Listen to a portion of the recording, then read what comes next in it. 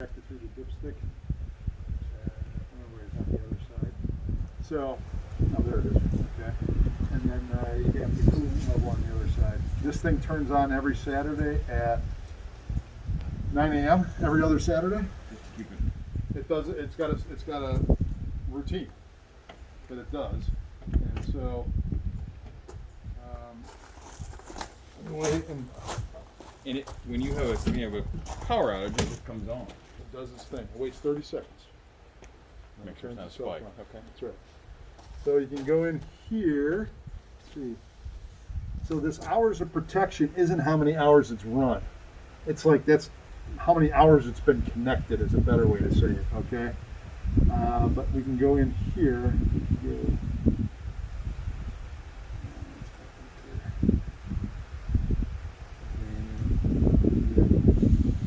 Well, here we go. Okay, so you're in the system. Then you can go over the date and time, battery, and the sub-menus, history, alarm log, so you want to check any alarms. So we got an error code on one day, and I think that was that's right when they set it up. That was the day it was initialized. So ever since then, we've got no other error code. So it's been running just fine.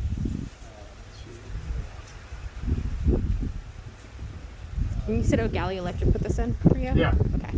Yeah, their name's up on the transfer switch. So the run log. So it's last time it ran was 2:20.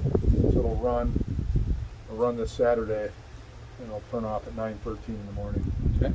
And then you can just cycle through all the times it's run if you needed to.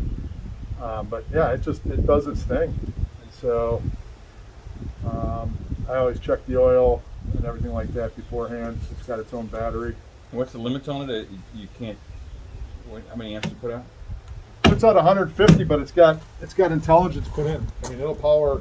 I could have the boat connected. The reason it's so big is I could have the boat connected. Everything is interconnected. You can run Everything. Yeah. So the house is completely self-sufficient, and then you Wow. can go beyond it. So you You run the throw, neighbor's you house can and you throw- can sell them electric and Yeah. them electric.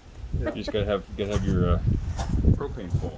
Yeah. Yeah, the propane. So what they say is if you're on full load, the way we size this, you're on full load, and you got a full tank, you should be able to go about a month. That's a long time. Well, they'll I'm not never a be out that prepper, but I long. am prepared. So, check your code. The other thing I did is when I first got this, I sprayed it down with called Corrosion X. We use that in the marine industry. It's a coating that, it's kind of like, you might know T9 from the aviation. It's like a marine coating. So I tried to get ahead of the rust. And Stuff so, in the weather. yeah, It looks great though. we get a lot of salt air here. You have to replace the battery every so often, or I think so. It tells you, but it's Tells you? been good. It also, when it runs, it's charging it every 2 Okay. weeks. So, but you can see we got the date on it. wow.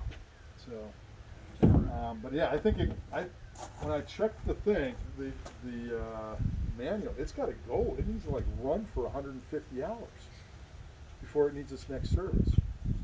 Well, the rest, we've only run it 20 minutes, and you can go back into the log, but it's not. So like when I changed the oil, I changed it like a year ahead of when it really needed it by hours. But I thought, break in at 25. I'm just used to 25 hours on a break in on an engine, pull the oil, replace it. Okay. Mm-hmm.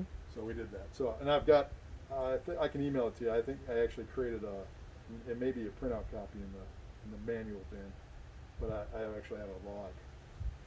So, Okay. Perfect. That seemed easier than I thought it was going to be.